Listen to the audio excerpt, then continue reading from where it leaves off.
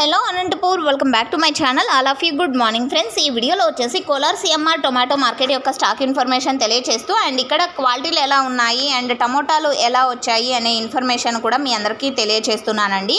So ముందుగా ఈరోజు date 14వ తేదీ ఏప్రిల్ నెల 2024 సంవత్సరం అండి. ఇక ఈరోజు కోలార్ సిఎంఆర్ టొమాటో మార్కెట్ తీసుకుంటే కనుక నిన్నటితో పోలిస్తే స్టాక్ అనేది తగ్గిందండి.